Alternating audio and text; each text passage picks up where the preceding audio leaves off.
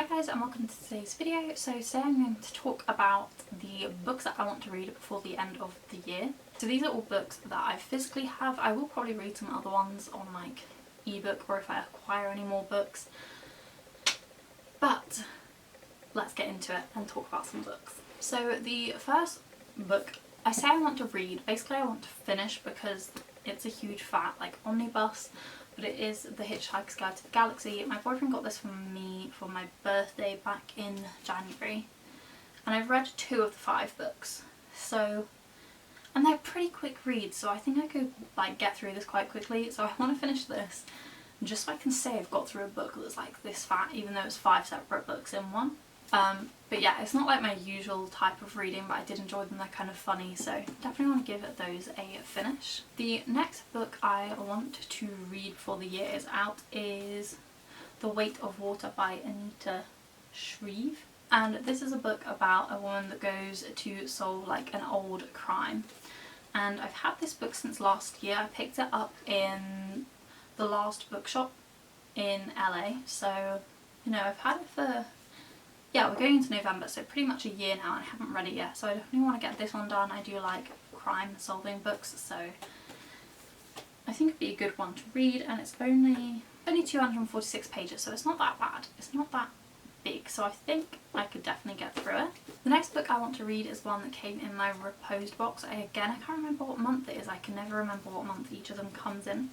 But it is this, and it is Love and Other Thought Experiments by Sophie Ward. And all I had to do was read like the first bit on the top here, which was a review, and it says philosophy meets fiction.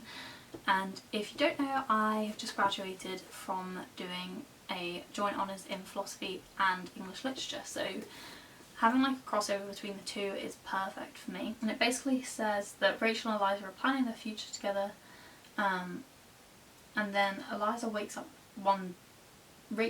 one day and says that an ant is crawled into her eye, and then basically it sounds weird but it sounds good, so I'm excited to read this one. And again, it's not that long, it's 251 pages, and in the back here it has all of the books and sources that are mentioned, and there's some like philosophical ones in there, so you've got like Nagel in there, you've got Dickens, Searle, Descartes. There's some books that are mentioned in here that I have read, so I think it'll be really interesting to see how it's worked into fiction. Yeah, you've got Hume, they studied that text last year.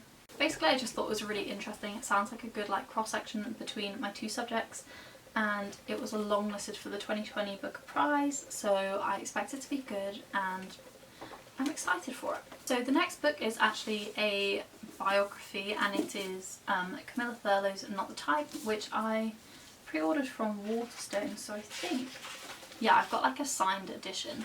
If you don't know who Camilla Thurlow is, she was on Love Island in 2018? Yeah, 2018, which was the first year that I watched, and she actually did like bomb disposal before she was on Love Island, and since coming out, her and her partner Jamie have just done a lot of like charity work, and they seem to be using their like newfound fame for good, and they've just had a baby. So I was just really interested to see what her story was, because I found it really interesting that someone in that type of job would go on reality TV, and I wanted to know more about her story, so I'm really, really excited to read this. And again, because it's like a biography, I really don't think it's going to take that long to get through, so I think I can definitely like squeeze it in within the year. So I'm excited to read this and learn more about her, because I just think she seems like a really interesting person. She has a really interesting background, and yeah. The final book I want to read I did actually start, and it is Control-Alt-Delete by Emma Gannon. I've been meaning to read this for literal years. Literally years. I haven't even finished the first chapter, but I've started it a little while ago. Honestly, I don't actually know that much about Emma Gannon, but I love her podcast Control-Alt-Delete. She basically interviews different like inspiring women, women in tech, women in like content creation, and I find that really interesting listening to podcasts like that. I feel like you learn a lot. So I just wanted to read this, and also I haven't picked it up yet, but I really want to read her book Olive as well, because I feel like everyone that's read it has said it's really good. So those were all of the like physical books I wanted to read before the end of the year. I think that I should be able to get through those because we've just started November, and I mean we're about to go into another lockdown, so there's going to be nothing to do. And also Christmas, and I have like 10 days off at Christmas, so I feel like I'm going to need something to do, and reading is obviously, you know, like a big one, and I assume that I'll get books or buy myself books with Christmas money, so I want to get through some of the books that I've bought this year. So yeah, those are 5 books I want to read before the end of the year, but I guess technically it's 7 because The Hitchhiker's Guide to the Galaxy is actually 3 books in one. Let me know what books you are planning on reading before the end of the year in the comments below. I'd love to know. Let me know if you have any recommendations that you think I should read before 2020's out. Please don't forget to like, comment and subscribe. As I'm filming this video, I'm on